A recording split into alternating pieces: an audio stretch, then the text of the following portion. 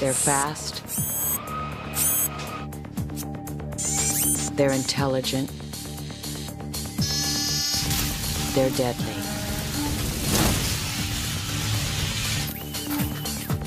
Soon, they'll be everywhere. Robots and living machines are breaking out of the laboratories and stepping into our lives. Will they help us? Or will they replace us? Even the people who create them can't agree. But whether humanity likes it or not, the robots are rising. And our world will never be the same.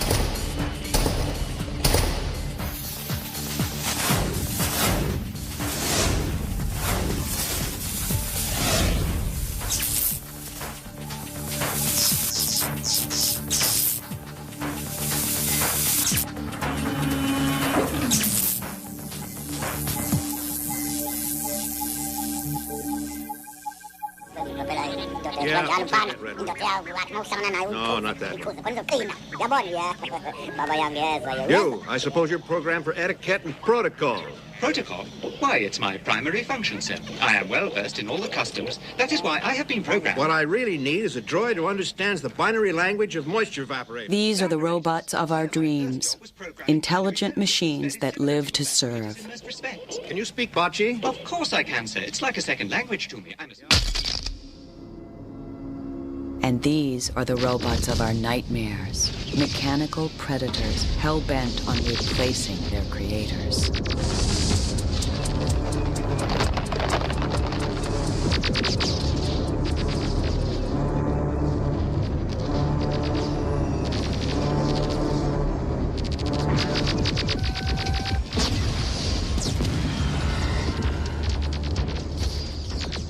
I think the idea of people fearing robots is almost a myth. I'm not so sure that people imagine that robots will bring direct harm to them, but it may be the cultural changes and the changes in the way we do things may have impact or consequence in people's lives or workplace or the way that we do things. And it's that notion of change that seems to be the great concern. A robot is a machine that performs useful actions and is capable of making decisions about its behavior. In other words, robots are the love children of computers and power tools. They come in all shapes and sizes, each specific to its function. As we shall see, some of them even resemble the artificial humans of the movies. But until very recently, robots in the real world looked more like toasters than the Terminator. Since they first came on the scene in the 1960s, real-world robots have slowly worked their way into industry, taking over more and more dirty, dull, and dangerous jobs with each passing year. In assembly line businesses, such as building cars, the ability of robots to perform complicated tasks over and over is a perfect fit. But getting robots off of their pedestals and into the world at large has proven far more difficult than science fiction films would have you believe.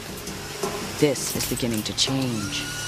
The revolution in computing power, combined with unorthodox new approaches to building robot brains, has resulted in a revolution in robotics technology.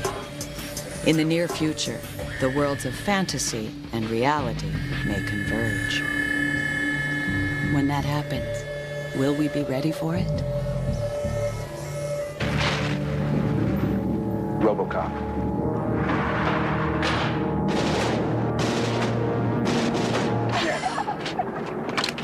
You better back up, pal! Your move, creep.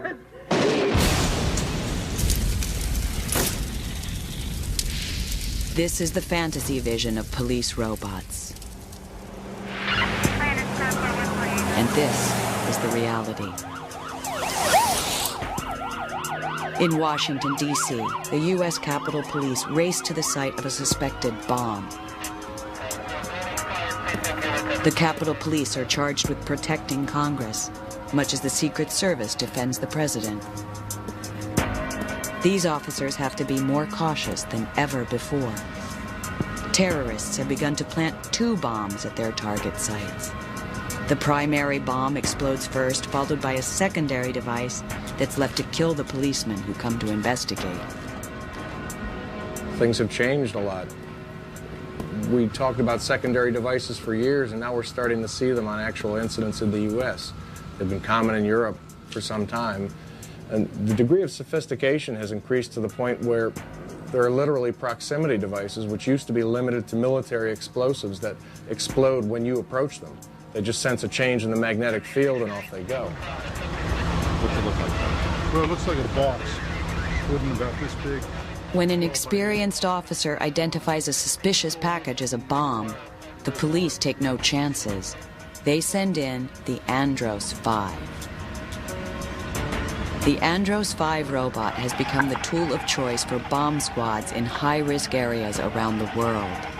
The robot's popularity is a sad reflection of the increasing danger of law enforcement.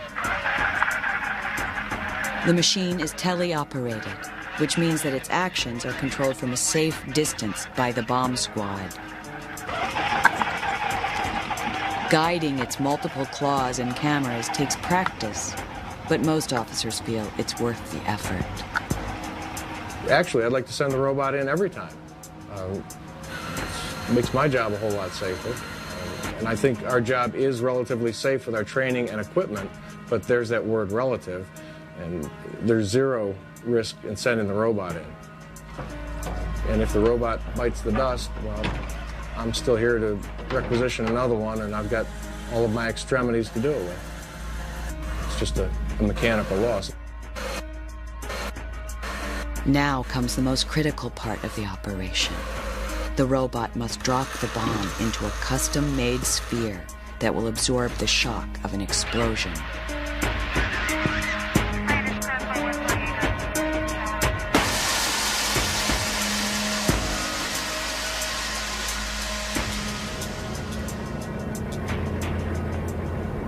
Somewhere in New Mexico, a fighter-bomber has crashed. The military needs to get a nuclear weapon out of the burning wreckage. They send in a robotic Humvee. These are the jobs that robots are beginning to take on. Jobs that literally nobody wants to do. Again, it's what roboticists call the 3Ds: dirty, dull, and dangerous work. Like the Andros 5, this robot is teleoperated. The Humvee can drive largely by itself, but its arms are completely controlled by a human operator. This is the key question of robotics. How smart does the machine need to be? The answer most roboticists give is simple. It must be smart enough to get the job done. In some cases, you wouldn't want to trust a machine to do everything. But the strain of controlling every tiny movement from afar is often too much for teleoperators, especially if there's a time delay between human action and machine response. The newest robots use the faster, cheaper computers available today to let robots think for themselves, at least up to a point. There are 3 basic ways to make robots work. An intelligent, teleoperated system has some computerized control at the robot end, but a human makes virtually all of the decisions. With supervisory control, the human makes key decisions about what the robot should do, and the robot has enough intelligence to perform its tasks without constant guidance. An autonomous robot is virtually free of human control. This might not always be a good thing.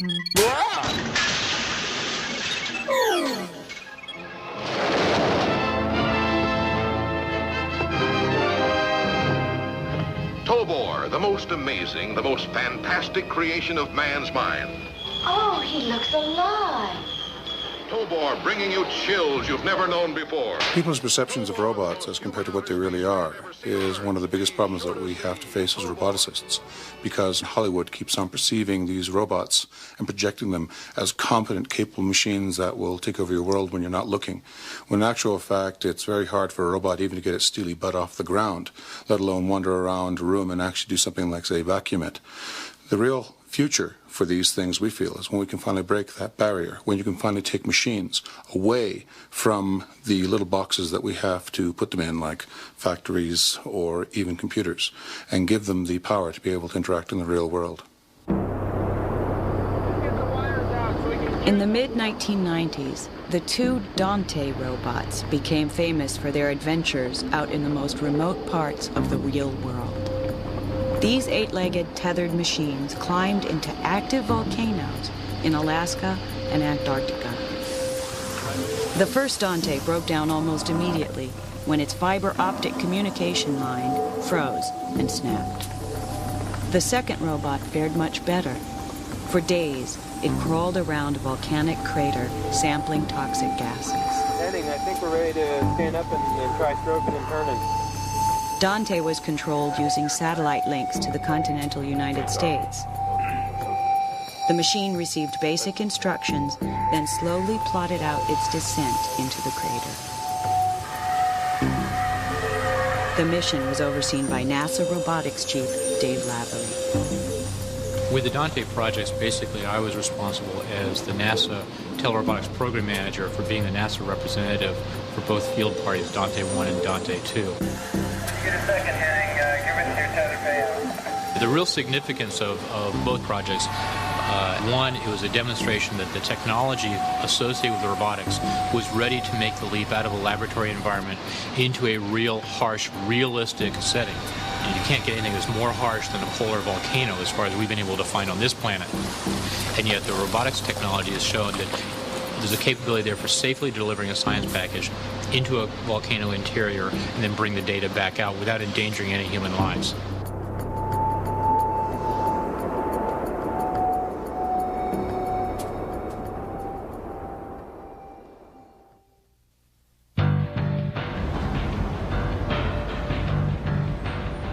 Dante was a product of Carnegie Mellon University, the headquarters of one of the major figures in robotics today.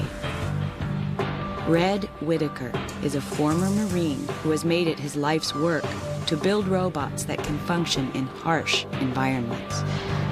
He is the de facto leader of the top-down approach to robotics, which mimics the way humans, the animals at the top of the food chain, interact with their world. Whitaker's robots are programmed with an advanced knowledge of their surroundings. Every action they take is carefully considered and weighed against an overall plan formed by their computer brains. They are also notoriously big. I've already been thinking ahead to next design on this thing, and something more monolithic, maybe get the... My first 50 robots probably have the rap of being the mega robots, the big guys that Red builds big machines. And whether it's a mouse or a moose, the thing that's important is that it's appropriate to its purpose. I was a little restless in my world, looking for something different and more, and computing was already a little far along. I sought something that would be pioneering, true invention and creation, and also good for decades, and something that would impact, make a difference in my lifetime. I chose robots. The real galvanizing event was taking on development of the machines to clean up the 3 Mile Island nuclear accident, and that experience then set the course for a career. Whitaker's company, Red Zone, has made a full-time business out of building robots that go where humans fear to tread. This is Rosie, a robot that decontaminates and dismantles aging nuclear facilities. In a few days, Rosie will be sent away to tear apart a reactor near Chicago. Rosie costs $750,000. Once she goes into service, she's expected to function without failure. no one will be able to fix her when she's radioactive. Houdini is a red zone robot that works at the Oak Ridge nuclear weapons plant. After lowering itself into a hazardous waste tank, Houdini uses a dozen different tools to scoop up and store away sludge so lethal it could kill most of the life on Earth. Whitaker's robots are very functional, but he will admit, they aren't very glamorous. In the early going, things were simple. Form followed function, and the only challenge was to get a robot to navigate or clean up a nuke setting or to perform an industrial task. Now people actually expect robots to look like robots and to speak like robots. The Ambler robot behind us did in fact think about where it would move, that it would be moving its left foot forward and then crowding the next obstacle to leave room for the right foot to get up and on, and actually to express what it was doing and what it was about. And people actually were enchanted by that. I think that next generation robots have to master that kind of speech and interaction a lot more than their personal status or the weather report, but to really interact in the way that we are right now.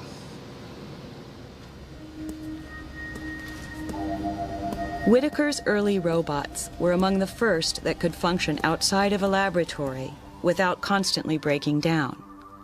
But apart from Whitaker, no one had much luck making robots that could reliably find their way through unpredictable environments. And no one at all could make their machines move quickly. Then along came Rodney Brooks, the inventor of the bottom-up approach to robotics, which mimics the behavior of creatures at the bottom of the food chain. Back in the early 80s, robots were very, very slow. They were connected to mainframe computers. They would compute for minutes at a time before the robot could move even a meter. And if anything changed in the world in the meantime, they were completely lost to what was going on. And I looked around at insects, and insects, could fly around at a meter or so per second. They could avoid getting eaten by a bird. They could chase prey that they were after. They could go through mating behaviors. So it seemed to me that maybe we were organizing the computation the wrong way, in the way we were approaching robots. And that maybe by trying to organize the computation a little more like it's organized in insects, we would get much better performance. Brooks' insect robots aren't intelligent the way we think of humans or even computers as being. Instead, they operate on patterns of behavior. When you turn them on, they're brainless. But with each step they take, they learn how to adapt to their environments. Rather than having a standard central controller, these robots have separate layers of behaviors that are independent but which communicate. No advanced behavior can start unless the simpler ones are up and running. When I first started talking about these ideas, the only good thing going for me was I had videotapes of robots really doing things that other robots weren't doing. Otherwise, it would have been dismissed as a total flake, and probably would have been a total flake. But because I had some performance, people looked at it and thought, well, maybe there's something there. But there was still a lot of arguments with me and a lot of resistance. Now, over time, people who actually build robots have generally come to accept this approach at the low-level aspects of controlling a robot, and it's become the standard way to operate. Unlike Whitaker, Brooks is not an engineer. His specialty is building brains. The robot's bodies are made by his colleagues and students at MIT. But like Whitaker, Brooks is ambitious and not opposed to making money. Brooks is now chairman of IS Robotics, the bottom-up version of Red Zone. How are the new tracks going? I guess Virtually everyone on staff is an MIT alumnus. They all share the dream of putting a robot in every living room. This week or next week we'll get that set. But right now, many of their robots are paid for by the people who brought you duct tape and the internet, the United States military. The IS concept is to build swarms of small, inexpensive robots that can cover terrain too dangerous for troops to enter. This minesweeper is designed to be carried by soldiers into combat zones. The controls are strictly supervisory. The machine finds its way through the world in the same brainless fashion as Brooks' insect robots.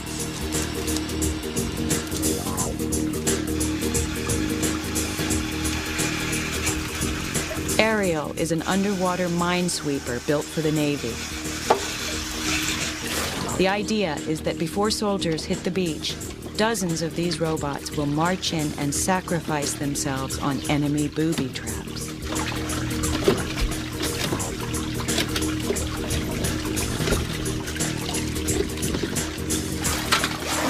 Ariel's body was based on a crab.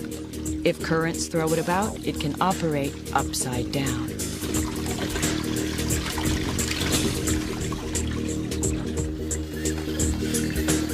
IS also sells versions of the Genghis robot to labs around the world. The original Genghis launched the insect robot revolution. It was built by Colin Angle, a one-time grad student of Brooks who is now head of IS. Angle and Brooks believe the entertainment market could provide the monetary push that commercial robotics needs.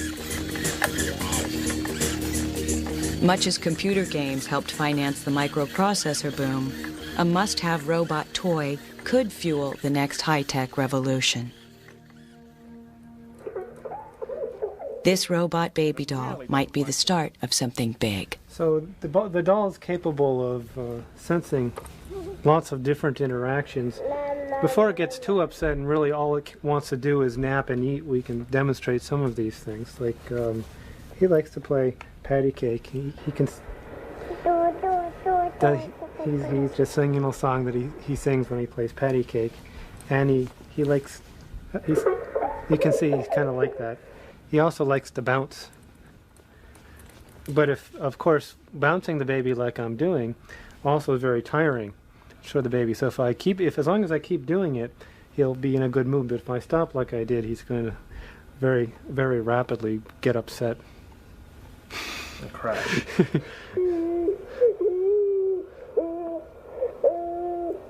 So we should give him his bottle rod. Why don't you demonstrate that?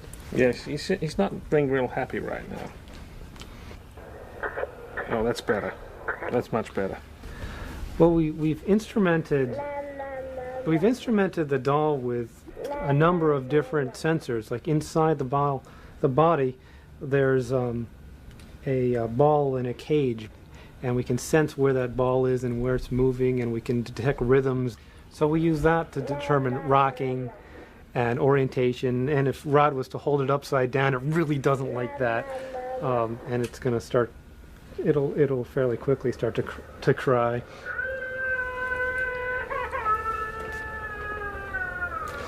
And so that puts in a really bad mood. We really did upset it by holding it upside down, because it's got these various drives that need to be satiated, and certain emotions that get excited by both good things and bad things. Just give it a hug. And the hugging sort of lets it get a little happier. It's a very reassuring and comforting sort of thing. So you can see we've improved his mood measurably by giving it a little TLC here.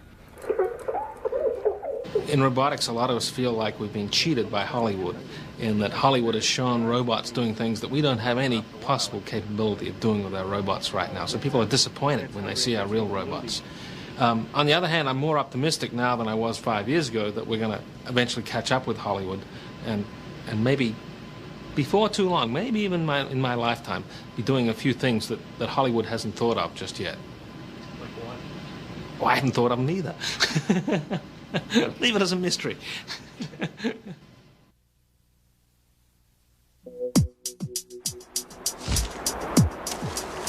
The animal kingdom is filled with millions of different designs for creatures far more capable than today's robots. But as Rodney Brooks has shown, building machines based on lower forms of life is a promising path on the road to the ultimate goal, creating an artificial human. The ongoing miniaturization of computer processors and parts has resulted in the first wave of machine copies of organic life, what science fiction films call replicants. And nobody builds replicants as well as the men and women at the Massachusetts Institute of Technology. MIT's Leg Lab is constructing a motley assortment of replicants, ranging from robotic flamingos to creatures that defy description.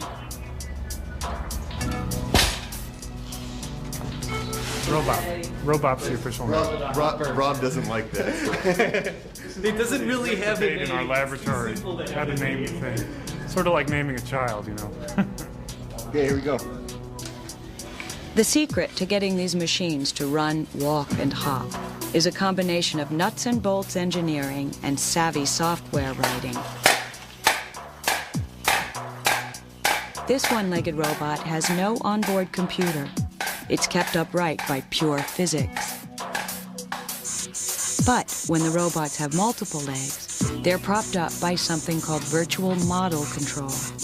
The machines are tricked into keeping their balance by a simulated spinal cord built into their computer brain. The virtual spinal cord lets this robot, called Spring Turkey, walk on 2 legs. Until recently, this was considered impossible. But the Leg Lab tackles the impossible every day. For instance, Peter Dilworth is trying to bring dinosaurs back to life, working from the skeleton of a troodon. He has painstakingly assembled a 2-legged robot that he hopes will walk and run like the monsters of the Mesozoic. Ultimately, he would like to build a zoo filled with dinosaur replicants. Like many young roboticists, Dilworth's work has been inspired by science fiction. One of the things that really got me interested was this little guy. This is the robotic soldier from Star Wars. The whole idea of seeing these robots in the movies convinced me that it must be possible to actually make them. They look so real, and I felt that, you know, why can't I make that? Why can't I bring that into existence?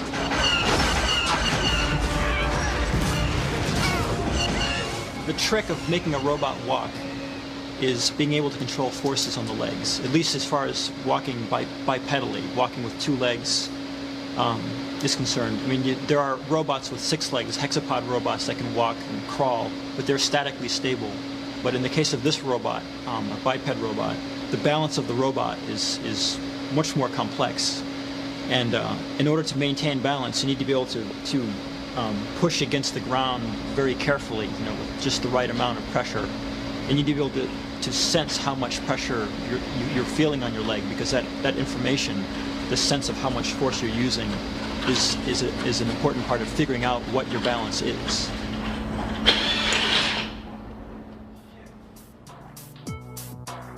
Replication doesn't just mean imitating a creature's physical movements. It can also mean emulating the way they behave. Creatures like ants, which are driven entirely by instinct, manage to accomplish great feats by pooling their limited intelligence. Could the same thing happen with machines of limited intelligence? James McClurkin has studied the way that insect colonies function by building robot ants that communicate using infrared devices. The robots signal each other if they find food, and they learn to cooperate to solve simple problems. When you make robots small, you have a lot of advantages due to their size. You can put them places where you can't get larger robots. You could have them foraging around through nuclear power plants, going through pipes, looking for cracks. You could even put them in the human body, use them for surgery. We were being funded 2 years ago to work on surgical robots about this big. They would go through your large intestine and perform surgery. So small robots are good. Only problem is that when you have small robots, they tend to be small. So one of them can't get very much done. You like to have a community of them working together to run around and collect dirt from under your refrigerator or spy in a building. In the building, you'd want, at the very least, all of them to avoid each other, so you wouldn't all end up in the same room. But some of the most promising work in replication is focused on the most diverse forms of life on Earth, the creatures of the sea. Mankind has long marveled at the grace and power of fish, which can propel themselves through ocean waters at great speed with minimal expenditure of energy. Wouldn't it be nice if we could take all of our sophisticated sensors and pack them into something small, fast, and capable of swimming the ocean? Something, for instance, like an artificial fish. This is MIT's Department of Ocean Engineering, the home of Robo-Tuna. The tuna, known as Charlie, is used to study how fish propel themselves through water at great speed. Modeled after the bluefin tuna, the fastest fish in the sea, Robo-Tuna looks and swims just like its real-life counterpart. It also squirts out a trail of phosphorescent dye that lets scientists analyze its underwater contortions. Ships and submarines of the future will incorporate the swimming lessons that Charlie is teaching. Robo-Tuna was such a success that it spawned a free-floating follow-up, Robo-Pike. Robo-Pike has a fiberglass rib cage that is wrapped in foam and lycra. Its movements are powered by 3 motors that drive an elaborate system of internal cables and pulleys. These duplicate a real pike's muscles and tendons. Affectionately called Wanda by its chief designer, John Kumpf, Robo-Pike is a great leap forward in the quest to build a genuine replicant. I was an undergrad walking through the halls at MIT, and I saw a sign on the wall that said, "Come work on a robot fish."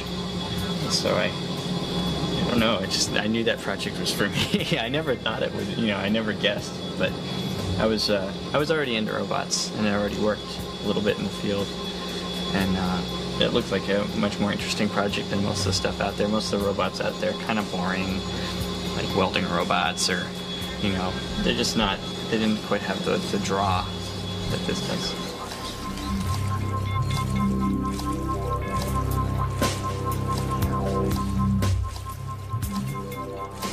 Pipe is going to be used to help us learn about swimming, and eventually we're going to do something like throw it into the ocean and ask it to go follow fish around and tell us what they do. And how come we can't get our craft to go through the water with as little energy as it takes for a fish to do it? I mean, what can they do that we can't, And so part of the mission of the Pike is to figure that out, is to tell us, we can output sensors, and we can put computers on board and collect data, and we can find out exactly how this body and this undulating, this articulated mechanism, which is just like a fish, interacts with the water. So, nature already knows the solution. We have to go find out. On a warm summer evening, John takes Robo-Pike for its first trial swim in Boston's Charles River.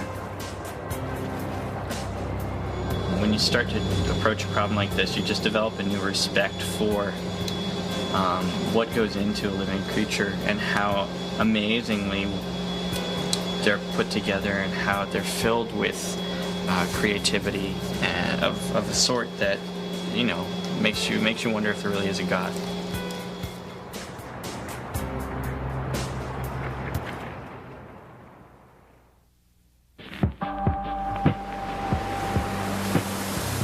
It's early in the morning off the coast of Northern California, but the good ship Point Lobos has been underway for some time. Its mission is to bring a deep-sea diving robot called the Ventana to the site of an ocean research experiment. The Ventana is an ROV, remotely operated vehicle. It is equipped with 7 cameras, 4 onboard lasers for targeting, 2 robot arms, and an assortment of interchangeable claws and power tools. It's one of the hundreds of ocean-going robots in use around the world. ROVs are usually pressed into service by oil companies looking for offshore petroleum. But the Ventana is special. It belongs to the Monterey Bay Aquarium Research Institute, a non-profit group funded with a hefty grant from the late David Packard of the computer giant Hewlett-Packard. The group, known as MBARI, conducts pure oceanographic research. They're trying to learn more about life in the darkest, most mysterious parts of the ocean.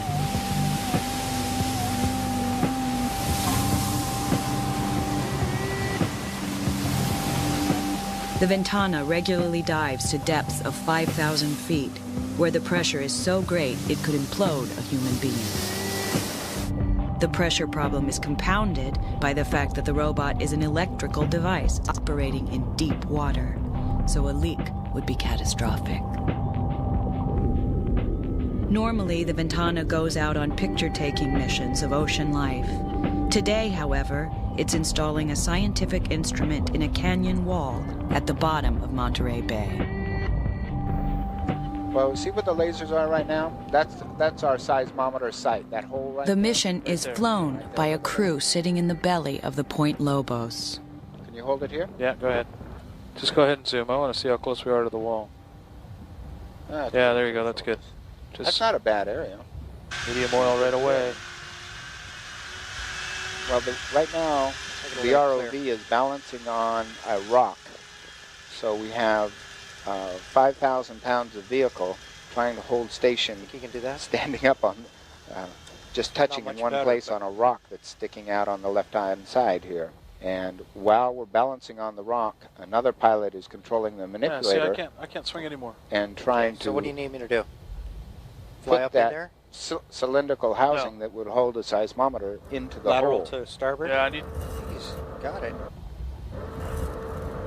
Yeah, it's going. MBARI does not operate any manned submersibles. They believe that robots are the future of deep-sea exploration.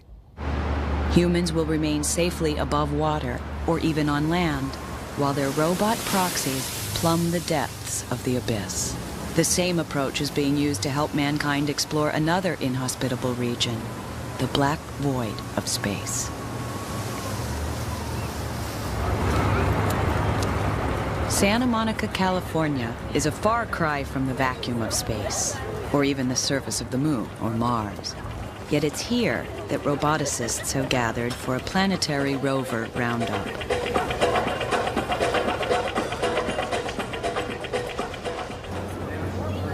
Near the fogged-in beach, some of the best engineering minds in the world present a gaggle of wheeled, tracked, and legged devices that they hope will one day cross the sands of other worlds.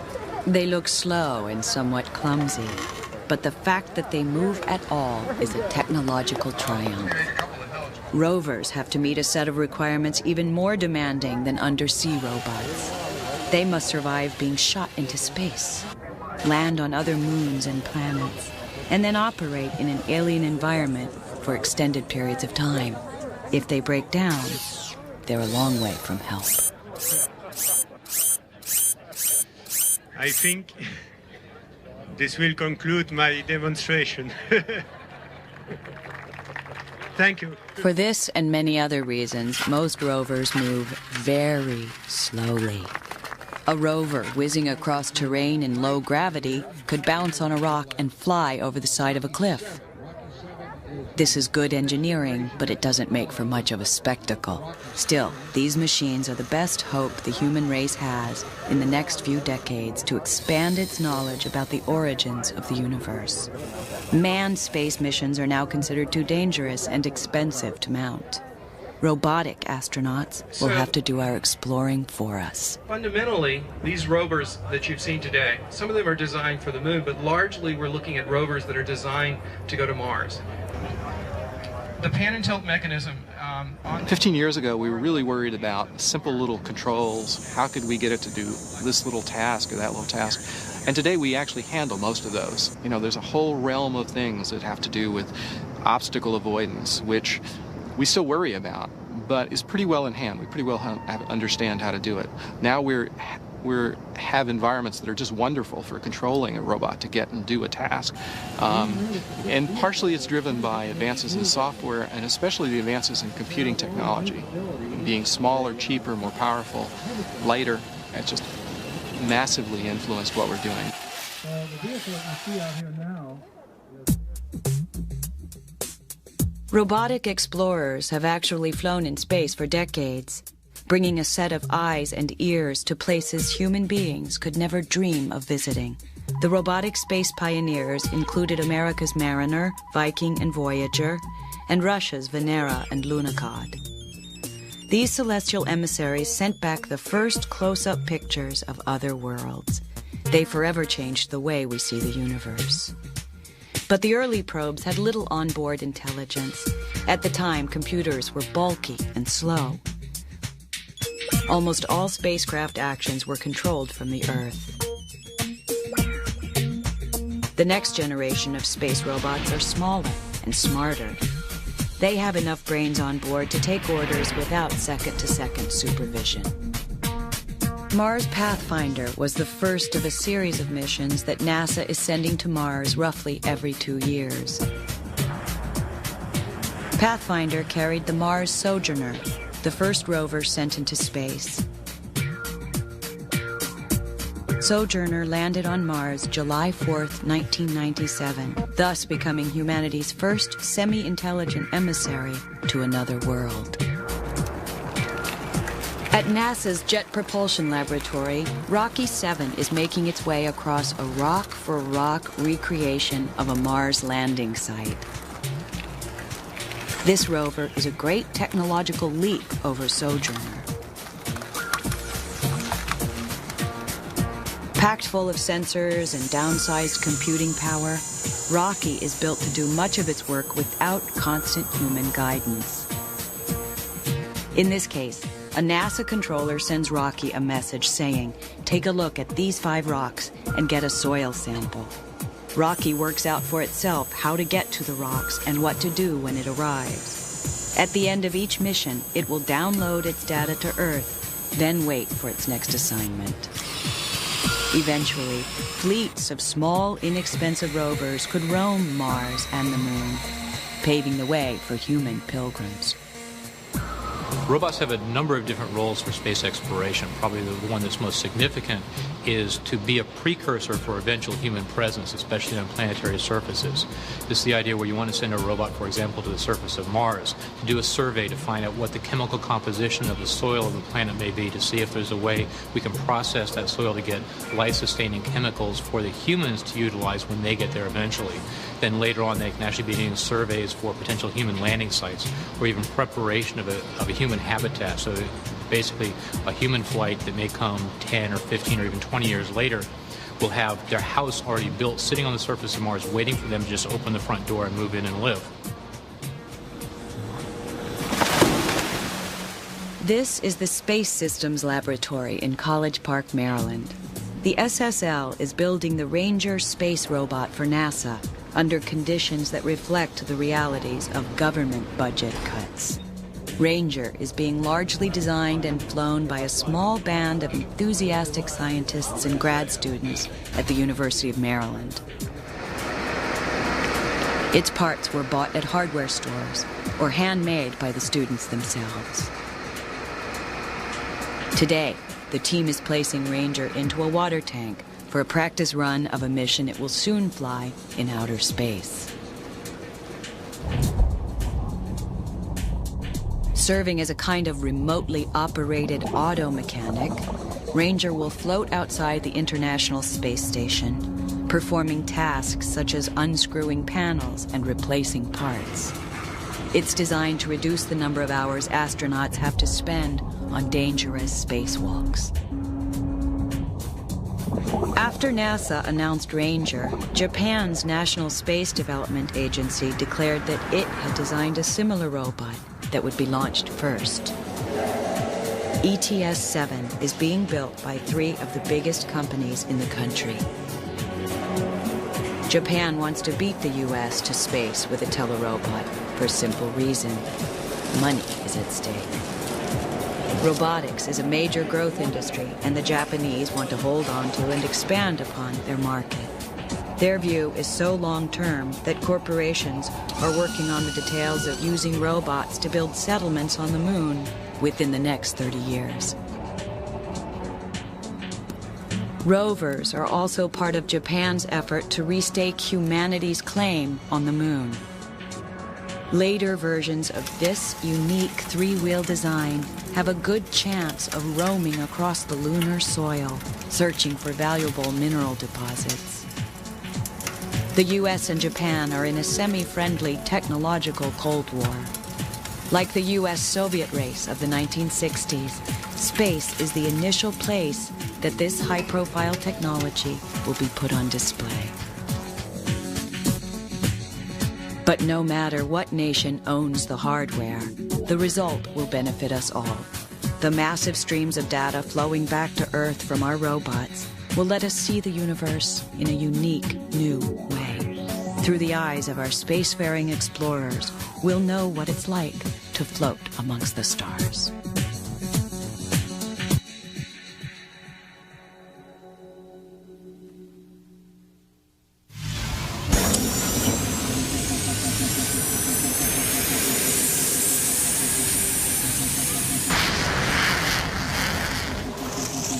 You're looking at the world of tomorrow, as envisioned by survival research laboratories.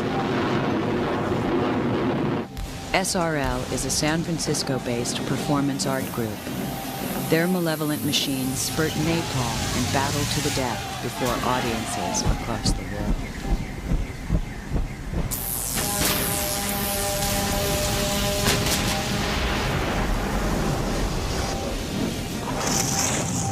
The group takes Army surplus ordnance and retools it to create these Roman circuses of destruction.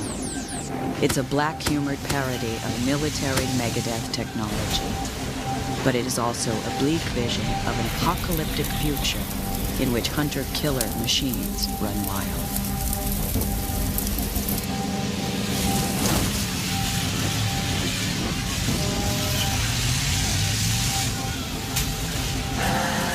In the wake of the high-tech carnage of the Gulf War, it's not difficult to imagine that this cybernetic slaughterhouse could soon be duplicated in real life. But at the moment, battlefields ruled by autonomous robotic predators lie in the distant future.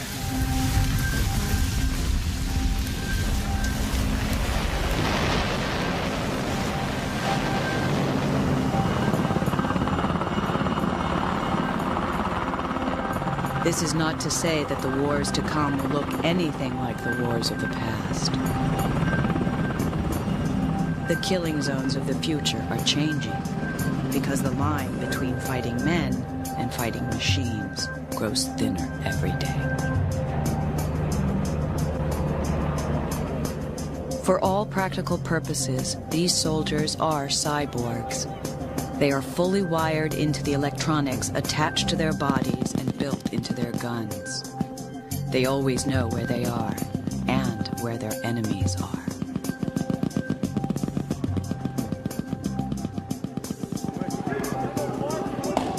Information is now a lethal weapon.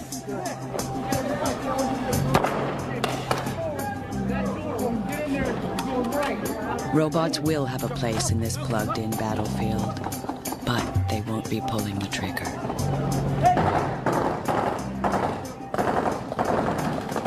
The idea of autonomous or even semi-autonomous killing robots is extremely difficult to imagine for a variety of reasons. It's difficult to imagine even very advanced future robots being able to develop the sort of flexibility and cunning that a human being would be able to exhibit, the ability to address and deal with novel situations and unforeseen circumstances. Robots, machines are capable of seeing things in terms of black and white, ones and zeros, whereas a human being is capable of seeing things in shades of gray, and that's really what's required for that sort of mission. Military tradition is another barrier to putting killer robots on the battlefield. Since the dawn of civilization, great armies have been built around the skill and spirit of their fighting men. The idea of handing over the waging of war to machines does not sit well with professional soldiers. For this reason, most military robots today are unarmed spies.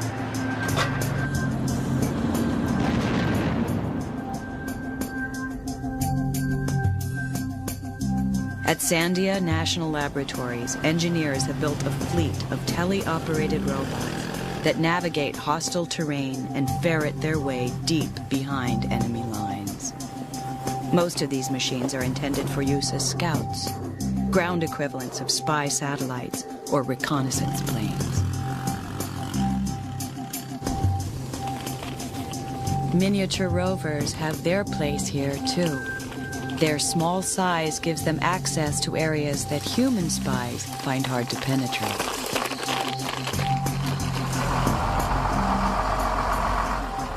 The same robotic control systems now being put into cars and trucks are finding their way into tanks.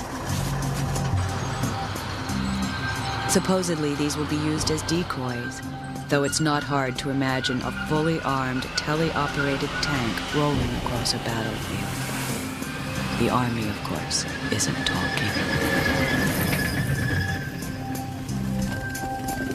Sandia's Fire Ant is a tele-operated robot with fangs.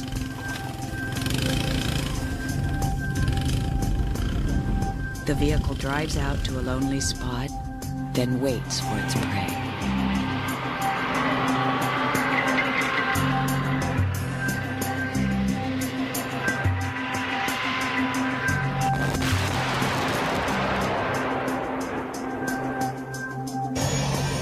Unmanned flying robots are increasingly common in today's Air Force. Drone planes have flown since the Second World War, but today they're flying at all altitudes, often for days on end. Here, too, their primary mission is collecting intelligence.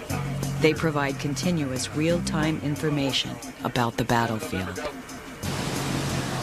But the best-known flying robot is also the deadliest. Since their introduction in the 1950s, cruise missiles have proven themselves easily as lethal as the Terminator, and perhaps a bit smarter. They can fly at rooftop level for hundreds of miles. They make decisions about their course, changing direction as they encounter obstacles. And they are notoriously proficient at finding and fatally striking their targets. The technology component of military operations has continued to grow over time and will continue to as our technological sophistication as a society and as a world increases. That does not suggest, however, that the future battlefield will be empty of human beings and wars fought by machines against other machines. The more likely scenario is human soldiers working alongside robots, sort of in tandem. And the military is only just now beginning to explore where the synergies might be found of using robotic systems with human soldiers.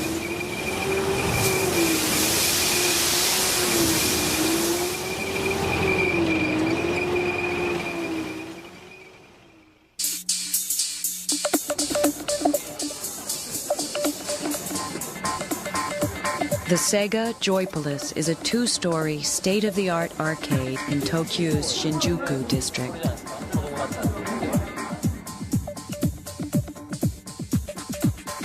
Using a combination of robotics and high-definition visuals, Sega has put hundreds of realistic simulated experiences under one noisy roof.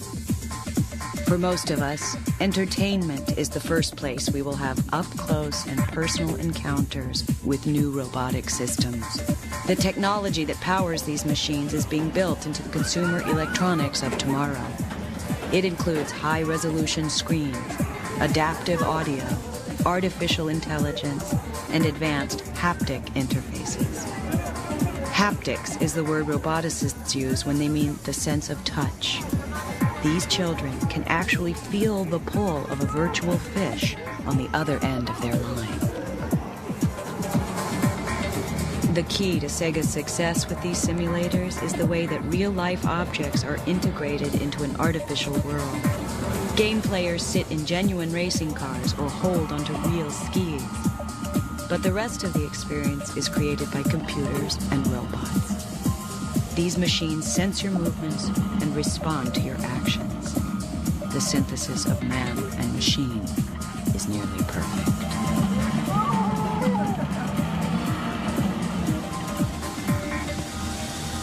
All of this has been made possible by the ever-increasing power of computer processing.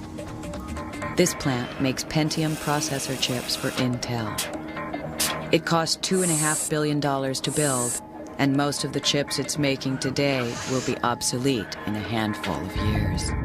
According to the rule of thumb made famous by Gordon Moore, one of Intel's founders, processing power doubles every 18 months. 10 years from now, one CPU could have the processing power of every computer on Earth today. This incredible progress is the result of a whole new realm of engineering, building machines at the microscopic level. Silicon micromachining, which wasn't around just a few years ago but is now becoming very common, is going to have a big impact on robots and are going to let us get a lot closer to the sort of sensor density that we see on animals, on insects, where a cockroach has 30,000 air-sensitive hairs on its legs. With conventional technology, we couldn't put that density of sensors on a small robot, but with silicon micromachining, we will be able to. But for truly extreme and potentially world-changing robotics, we need to drop down another 1,000 times in size, down to the level of nanometers. Nanotechnology seeks to build machines at the molecular level. Imagine a factory such as this, shrunk way, way down. Thousands of such super small factories will assemble tiny robotic construction workers. The nanorobots will then tear apart and rearrange the atoms of whatever materials they're given. Nanorobots would be the ultimate recyclers. Just take yesterday's trash, throw it into the nanoprocessor, and out comes a sofa. But nanorobots could just as easily be programmed to turn your body into a pool of jelly. But this is the most extreme and perhaps far-fetched vision of nanotechnology. The practical work being done today is seen in this computer simulation from NASA. It shows how we might build materials that are atomically precise. This would result in lightweight, super strong metals, plastics, and even diamond-hard surfaces that could revolutionize everything from medicine to space travel. At NASA's Ames Research Center, the mightiest parallel processing computers in the world are being used to solve nanotechnology's enormous technical challenges. This research is still in its early stages. Working nanotechnology might not happen for a long time, or it might not happen at all. A lot of the critics are saying is this is really hard, and it is really hard. But there's a couple of reasons we think that it's possible. First, if you look at the physics, nobody's been able to say, look at this physics, you can't do it. Number two is we have an example of atomically precise replicating machines, and that's life. The cell is programmed with DNA and environmental factors. It replicates. Life can build trees and whales and grass and people and dogs and whatever. So sort of life is the existence proof that being able to build atomically precise products and put them together and use replication is a very, very powerful mechanism. If the idea of self-replicating machines seems unlikely, one need only turn to Japan for a larger-scale look at the future. In the foothills of Mount Fuji, Fanuc Industries manufactures industrial machines. The ratio of humans to robots in this plant is approximately 100 to 1. Humans supervise, but these machines actually build themselves. Our robots have the ability to reproduce themselves. If they also become highly intelligent, we must begin to ask whether or not they are now alive. The advent of new technologies makes the creation of new life forms, including artificial humans, more and more likely with each passing day.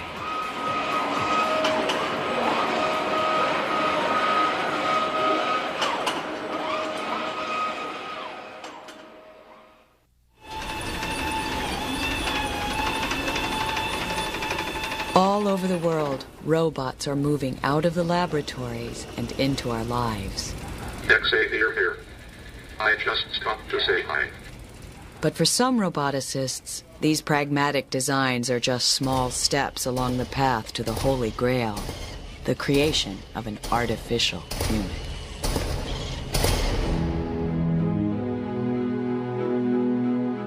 Whether they're called robots, androids, or humanoids, artificial humans have captured the popular imagination since they were first envisioned in the 1920s.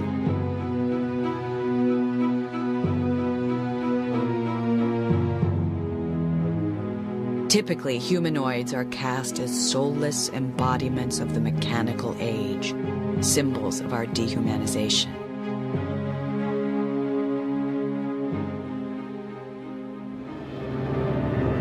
Movie robots are often strong, silent types, devoid of emotion and loaded with firepower. But he's a robot. Without you, what could he do? There's no limit to what he could do. He could destroy the Earth.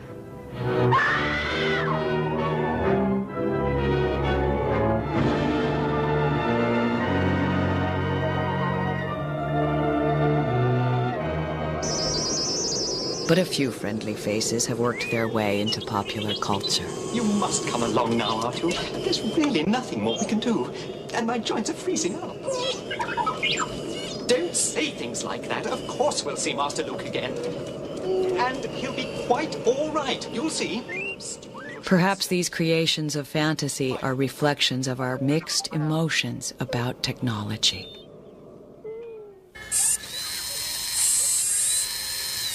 Building a humanoid in the real world is a lot harder than the movies make it look. And putting brains in the package is harder still. But we seem compelled to try. For centuries, our curiosity about the intricate machinery of life has driven us to create mechanical versions of ourselves. The finest artificial humans of the industrial age were the clockwork automatons of the 18th and 19th centuries. Watchmakers and engineers tinkered together these lifelike figures from tin, cloth, and ceramics. Their realistic movements were driven by the same wind-up mechanisms that power grandfather clocks. Automatons were usually built for entertainment, but some believed that if they built exact replicas of human beings, and they imbued their replicas with the power of movement, their creations might just come to life. All right, now, Electro. Electro was a mechanical man built by Westinghouse. His appearances at the 1939 World's Fair made him the most influential humanoid of the 20th century. Well, he's almost human. If he wasn't so big, I'd take him for an engineer. Now, Electro, a moment ago you were bragging about being able to count on your fingers. Do you remember that? Well, we're going to find out about that. Now, do you remember how many children were born at the same time to a certain family up in Canada? Do you remember that? All right, let's see if you do. Count them on your right hand. 1, 2, 3, 4, 5. 5? Well, that's absolutely correct. How can he do all those things, Jim? He's full of motors, gears, cams, and photoelectric cells. You could fill a book with all the electromechanical principles involved in the thing. The robot appeared intelligent, but in fact its actions were dictated by an electric eye that triggered preset responses. And folks, he's only 2 years old, too. Just learning. Since the days of Electro, mechanical men and beasts have become entertainment fixtures. In films and in theme parks such as Universal's Jurassic Park ride, robots have reached a frighteningly high level of realism.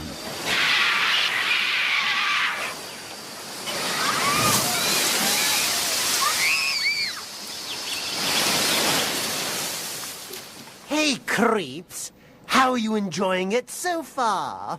Shows like this are designed to give all you people, if you'll forgive the expression, Goosebumps! The Crypt Keeper of Tales from the Crypt is a state-of-the-art artificial human, or artificial inhuman, as the case may be. The robot's movements are guided by an off-screen operator. A cage around the operator's head contains sensors that track the movements of his head and face. The robot mirrors his actions. You know, kiddies, I have a great deal in common with the Phantom of the Opera.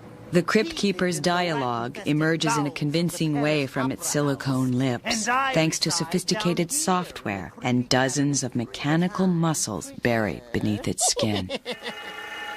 Hey, what's going on up there? The Crypt Keeper was built by a California company called AVG.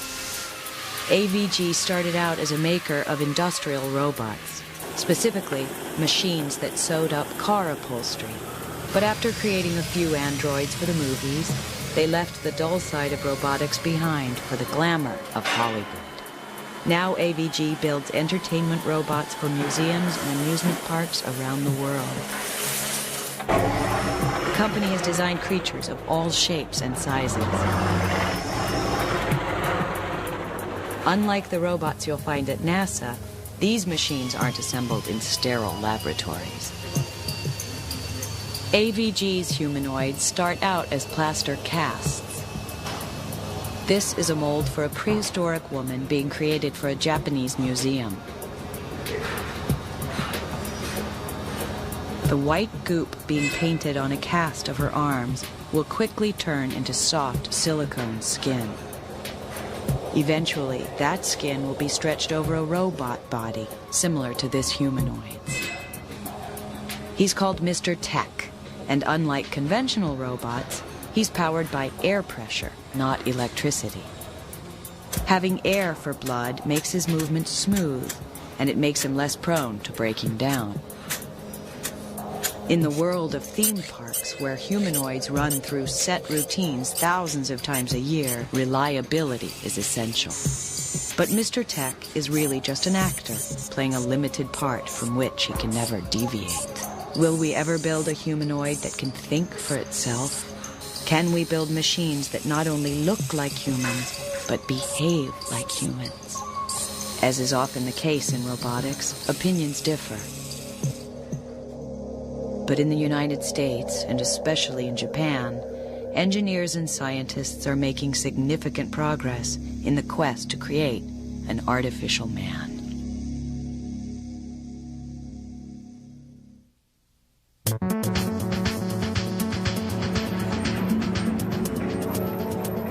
Tokyo's Aikibukuro district is a showplace for the latest consumer technology.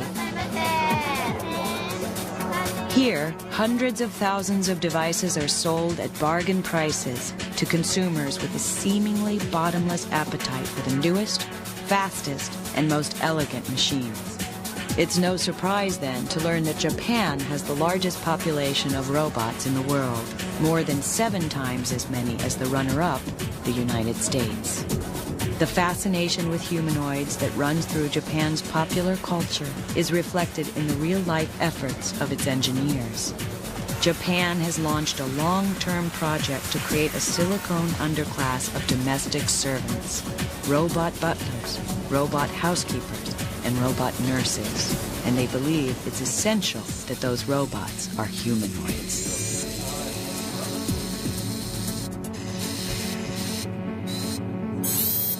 This is Ality 2.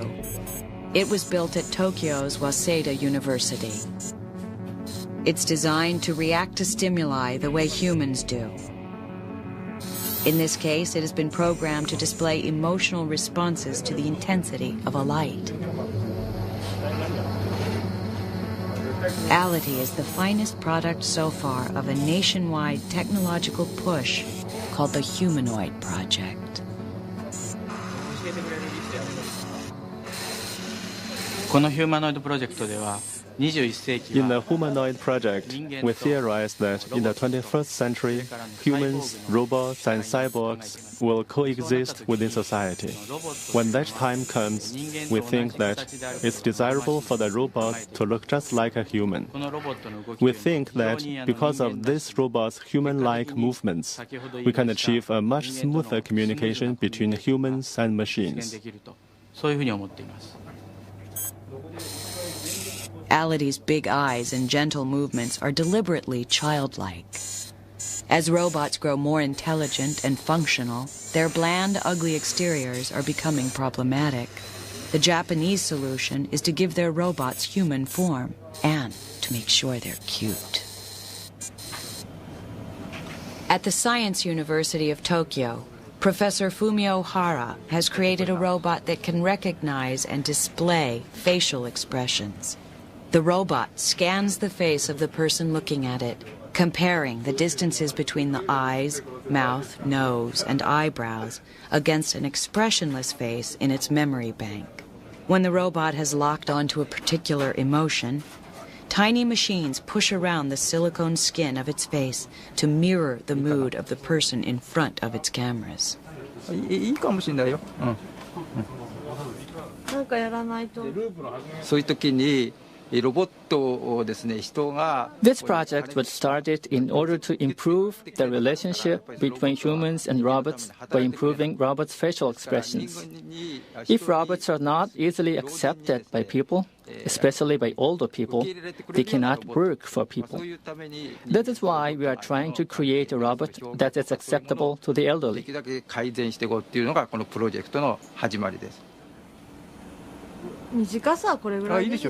When everything is working correctly, the face robot can reflect 6 emotional states. Today, the robot is only willing to show surprise and sadness. Okay. Surprise. Large eyes, a little bit mouth open. Okay. Sadness. Sadness. Okay. Yeah. Halfly closed eyes. Yeah. That is the sad face. Hara's success with this prototype has created enough excitement to generate $3 million of funding for an upgraded descendant. His next goal is to give the robot a voice.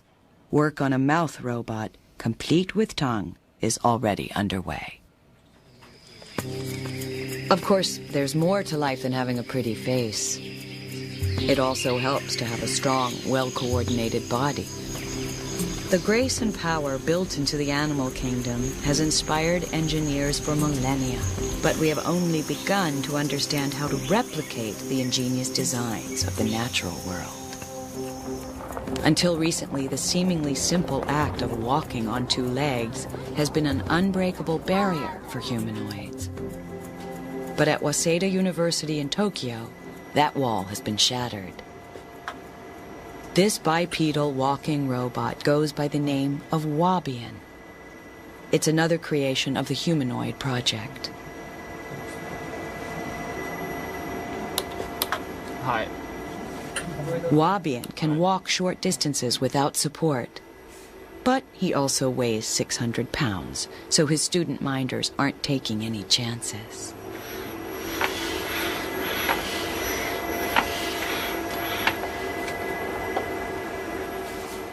Wabian also dances. He's a little stiff, but then so are most engineers.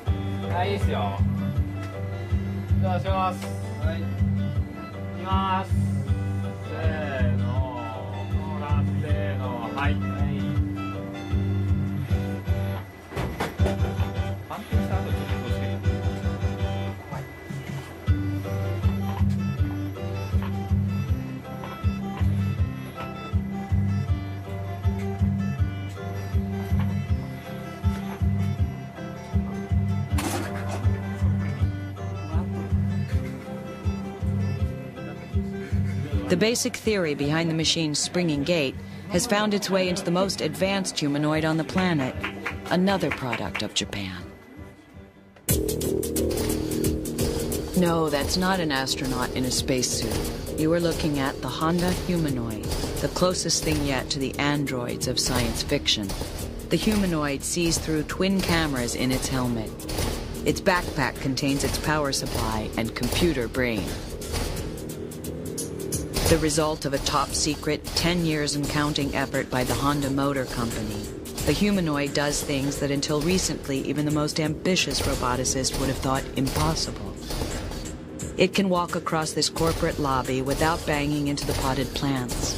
And more significantly, it can safely negotiate this flight of stairs. The humanoid controls its own walk, but its hands are remotely operated. It is intended to work alongside humans in the factories of the future. In another 10 years, when the project is complete, the entire machine will be controlled by simple voice commands, such as, "Pick up that car." The Japanese are the clear leaders in building humanoid bodies. But who's building the robot brains?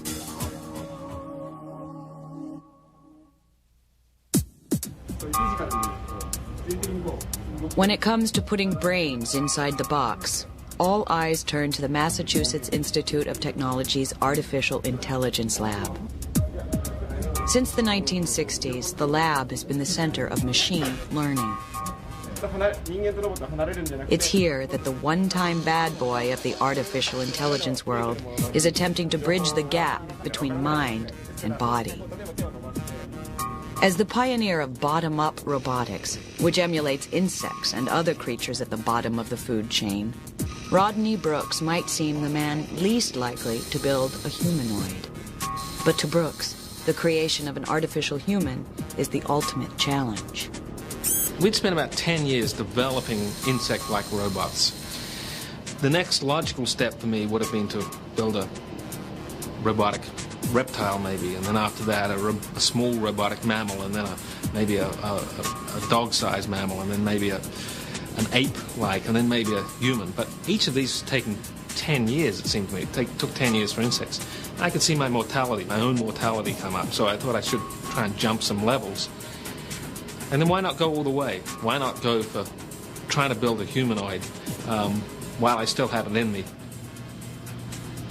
This is our robot Cog, which is designed to be like a humanoid, or like a human, and have the same sort of bodily shape and form as a human. It's got eyes up here which should respond to motion right now. It's looking to see when something moves, and then it tries to reach out to it.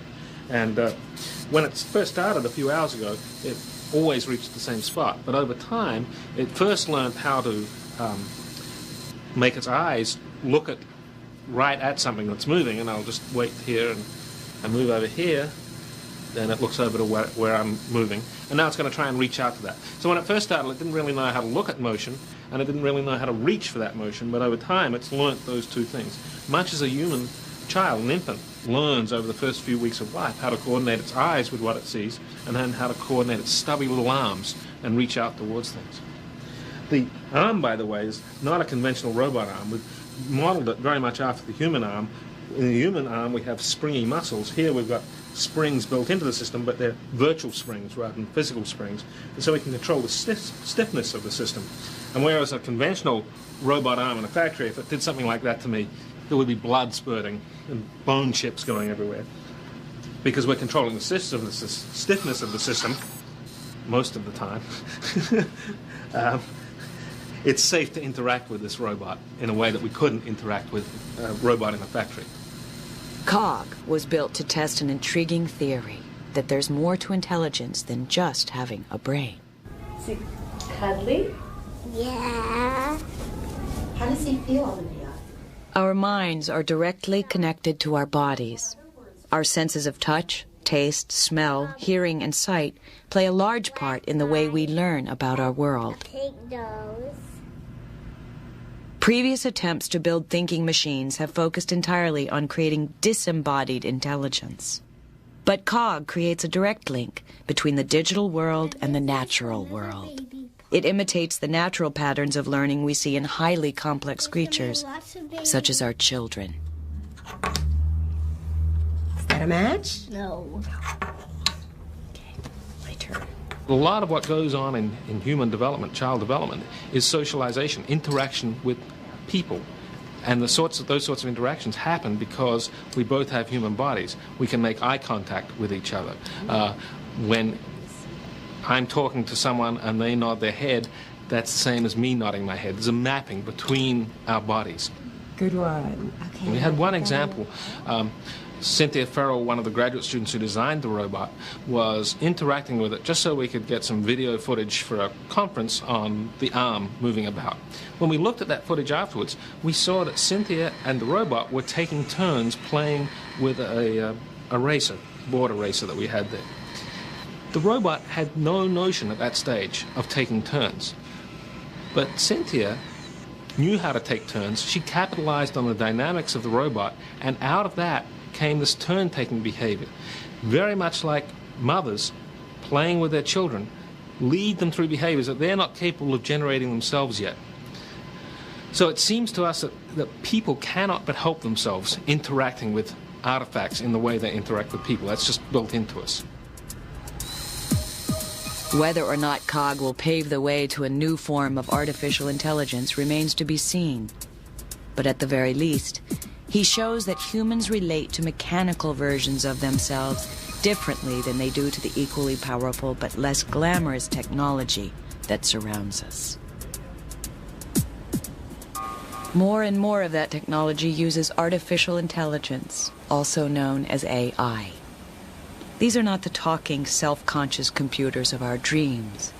The failure to create artificial human brains has forced the field of AI into more practical directions. Well, I think, there's a common belief that AI died in the late 70s and early 80s.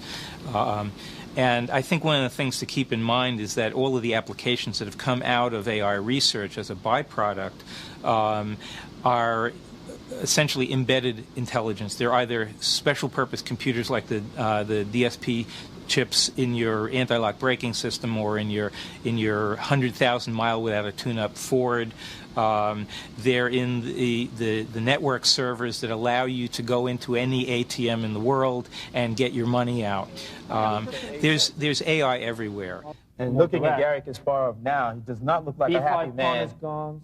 And now, the triumph of IBM's Deep Blue served as a reminder that computers and computer programmers are slowly surmounting the stumbling blocks that have crippled machine learning. He sees all these variations, and he has resigned. The IBM program Deep Blue has defeated world champion Gary Kasparov. Deep Blue is technically not artificial intelligence. It is essentially an extremely competent calculator that's capable of making intelligent choices. But whatever you call it, the fact remains that it defeated the finest chess player alive. Apologists for the human race may argue that without consciousness, Deep Blue is still no equal for human brains. But the point was not to equal all human functions. The point was to outperform a human at a very specific task, and the machine succeeded. At a time when computer processor power is still exponentially increasing, it seems clear that our creations are gaining ground and going past their creators. There is a great difference between building an extremely clever computer and a machine that is self-aware. But do we really want machines to be able to contemplate their mechanical navels? As science fiction movies have preached for years, machine consciousness is not necessarily a good thing. This is the voice of world control. I bring you peace. It may be the peace of plenty and content, or the peace of unburied death. The choice is yours. Obey me and live, or disobey and die. The frightening story of the day man built himself out of existence. Colossus. Sees all, senses all, knows all, controls all armaments and all defenses. When this emotionless creation becomes the master of man, the result is catastrophic. They built Colossus, supercomputer with a mind of its own. Then they had to fight it for the world. I think most people tend to think of intelligent machines as being conscious, conscious the way you and I are. The problem is that most artificial intelligence applications are not dealing with consciousness. They're dealing with intelligence, and there's a tremendous gap between consciousness and intelligence. Animals have tremendous amounts of intelligence in order to survive, in order to adapt to changing circumstances, changing environments, but they don't necessarily have consciousness as we, as human beings, believe we're endowed with this. Human brain function has proven harder to imitate than the pioneers of artificial intelligence believed. The 100 billion neurons in our brains are hardwired into our bodies in a way that still baffles researchers. Our ability to sense our environments and make quick decisions has grown out of millions of years of evolution, spurred on by our competitive instinct to survive. Would it be possible to accelerate machine learning by building emotions and a survival instinct into their programs? Or should we accept the fact that machines think in a completely different way than humans? And perhaps that's all for the best. Professor Shigeo Hirose of the Tokyo Institute of Technology is one of the foremost roboticists in the world. He has built creatures of all shapes and sizes, with the exception of humanoids. The professor feels strongly that machines should remain machines. If we try to create a slave race of exact replicas of human beings, and we give them emotions, we end up suppressing their desire to live. If that happens, everybody starts having a fear that one day the master and slave relationship will collapse, and something like Spartacus's rebellion might occur. But if we create a machine that is not human-like, we can avoid this problem. New acquisitions. You are a protocol droid, are you not? I am C-3PO, human Yes or no will do. This is another argument in robotics. If we create intelligent machines, do we have the right to treat them as slaves? We have been without an interpreter since our master got angry with our last protocol droid and disintegrated him. Disintegrated?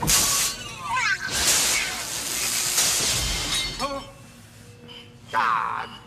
There's a big difference between intelligent robots and human beings if they're both working for you as slaves. Human beings carry with them an evolutionary heritage which involves wanting to survive on your own terms, essentially, for the benefit of your own genes and also your own tribal culture. The robots don't have that. The robots are built from a blank slate. Everything the robot wants to do and doesn't want to do is put in when the robot is built. The robots will no more want to be free than you would want to not eat or to not breathe. So I think the question of morality of keeping even super intelligent machines as slaves is a little bit moot.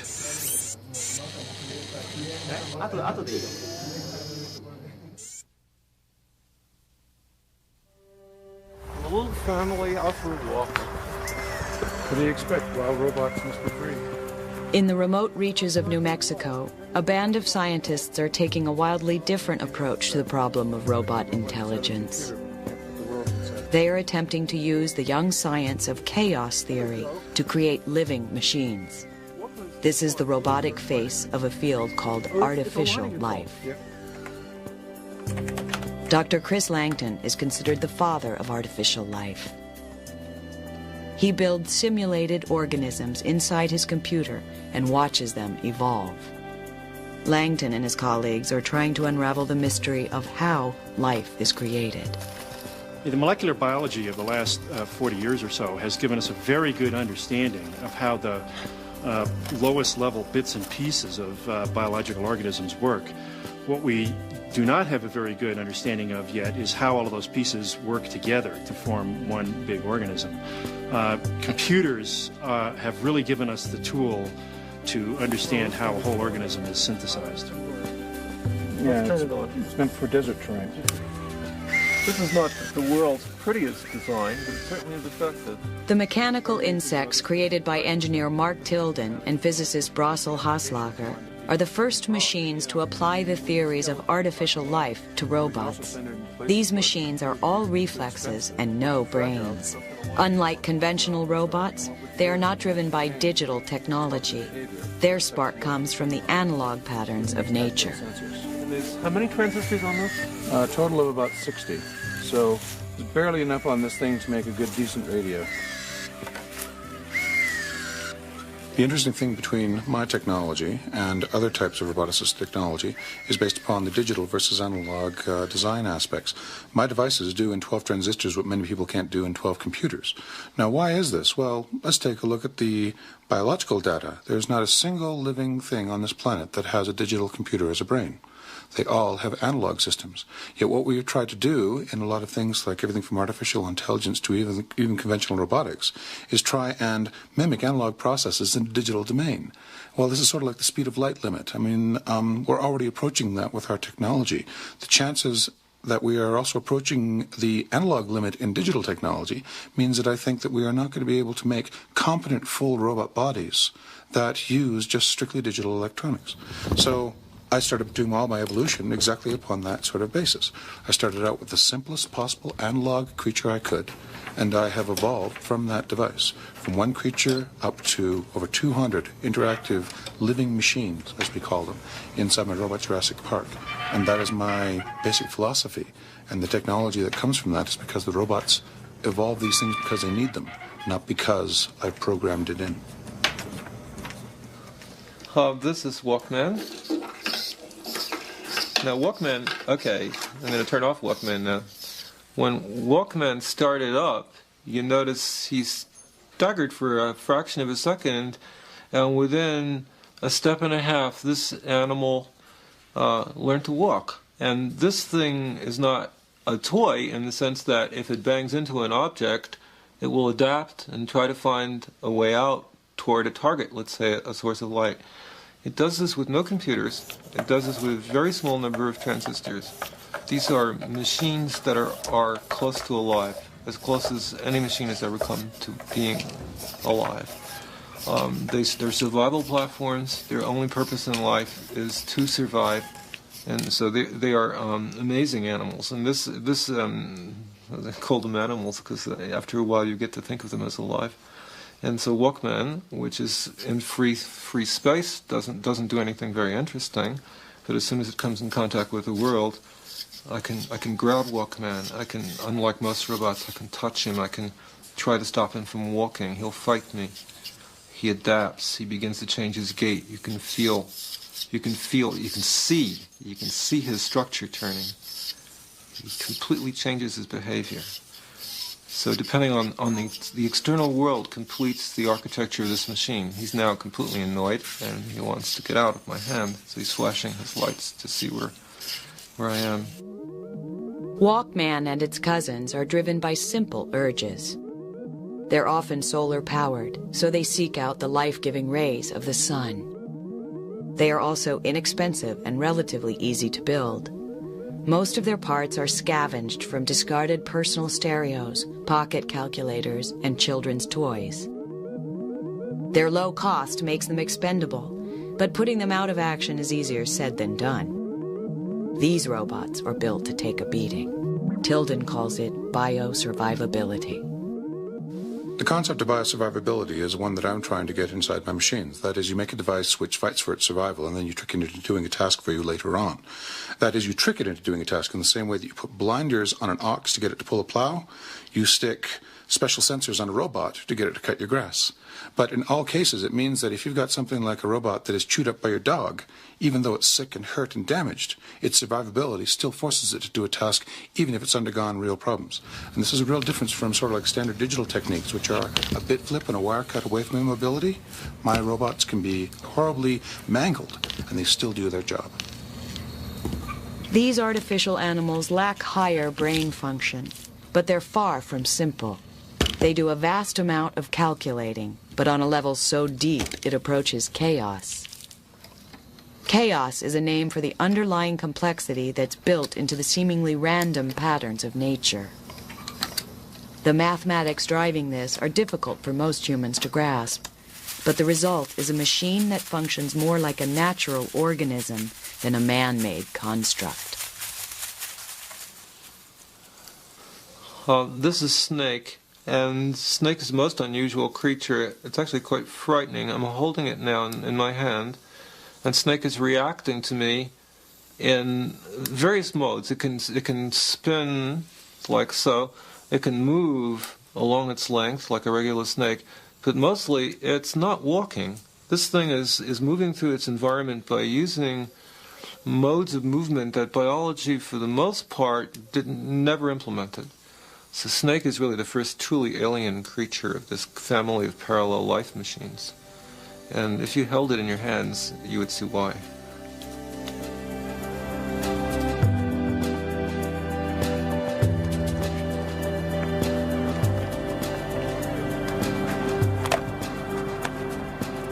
One of the critical arenas in which I think artificial life is really going to contribute is in understanding the way in which biological machines are engineered as opposed to the way that we classically tend to engineer machines. On the scale of geological time, over which we typically measure evolution, we are literally at now the end of one biological era and at the beginning of a new one. As soon as we attain the capability to actually synthesize life from scratch, whether it's in a beaker or in a computer or with a robot, we will have introduced into the world a whole new lineage of life, one that was synthesized by human beings instead of having just emerged from nature. I'm going to bet that by the year 2000 or within a decade of then, we will have built a machine that satisfies most of the criteria that biologists currently apply to living organisms.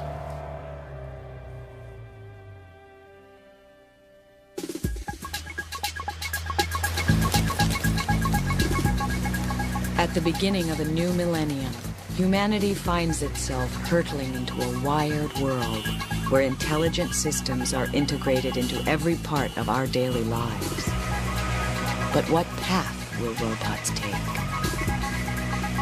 Will our creations remain unintelligent and unaware, capable only of following simple commands? Or will they evolve into a unique new form of life, able to reproduce and survive without our support? Will friendly humanoids serve us dinner? Or will killing machines run wild? I certainly believe that we are machines, so in principle there's no reason that we can't ultimately build a self-reproducing intelligent robot. We're close to mastering the technology of life, a lot closer than we are to understanding the consequences of mastering that technology.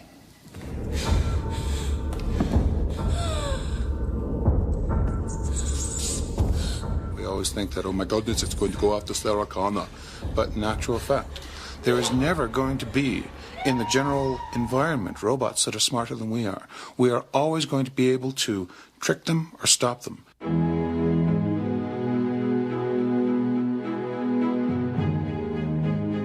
作れればいいんですけども、それはそう簡単には Technically speaking, it might be possible to accomplish the goal of creating a self-replicating robot within 100 years or so. Whether these robots will become one of the species or tribes on this earth is an extremely difficult question, because a robot is basically designed and created by the hands of a human being. I think it all depends on the human's intention. In other words, whether we want to design robots with that kind of ability. If we decide to design robots that are self-evolving, what can we do to prevent them from becoming a threat to humanity? I think this is a big issue which our society has to determine in the future. 結論を出していかないといけない問題だと思いますけども。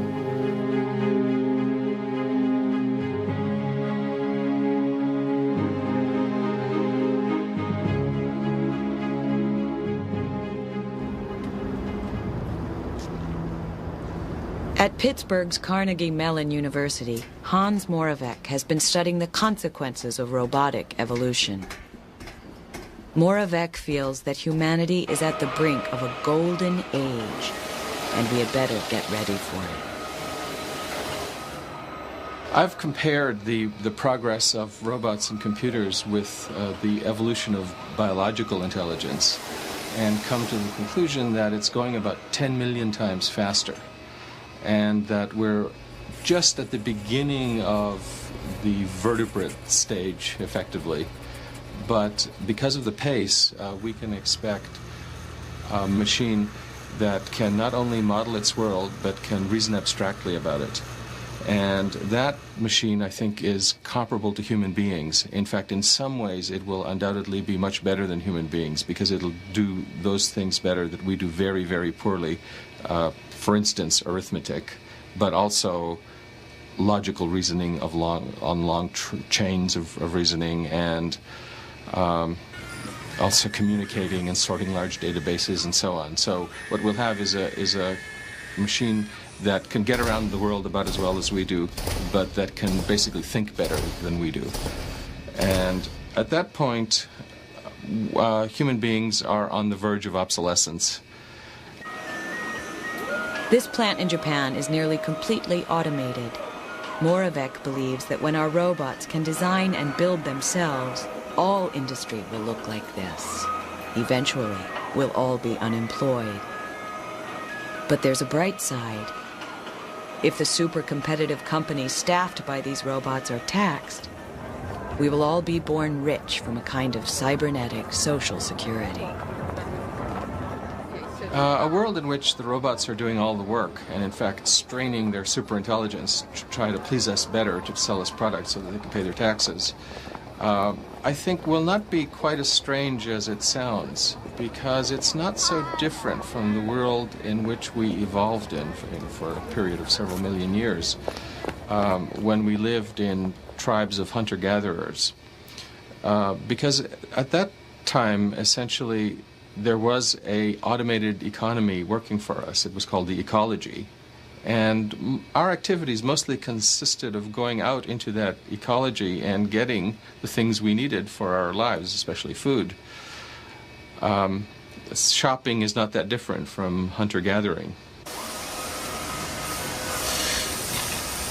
But for now, robots are confined to menial jobs, and some insist they'll stay there. The fear that we're going to create a race of super intelligent, super smart, super powerful androids that will take care of everything and put everybody out of work is a ridiculous concept. I mean, I think that what's going to happen is we're going to not be competing with the androids. The androids are going to do the things that androids do best. People are going to do the things that they do best, which may just be watching more television, surfing the World Wide Web. There's going to be all sorts of different looking robots depending on what their task is. There'll be robots embedded in our houses, watching us, making some decision and doing something based on those decisions. And they won't appear anything like the way we think about robots today. I think there'll be other robots which will have human form and which we will be interacting with, because if the hypothesis is right, that it takes the human body and those sorts of experiences to be like a human, all the other robots will be aliens to us. They won't be things we can relate to. The only ones we'll be able to relate to are the ones which have humanoid form.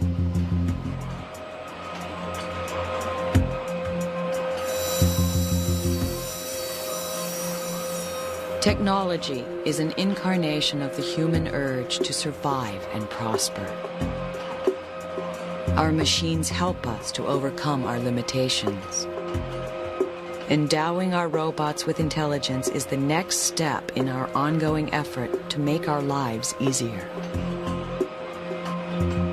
But as our creations grow ever more complex and self-reliant, our fear of technology grows.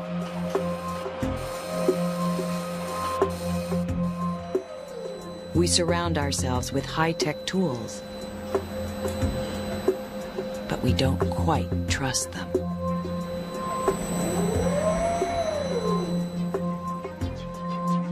But living machines, even artificial humans, may turn out to be less alien than airplanes or television sets. All of the complex devices we depend on, but don't really understand.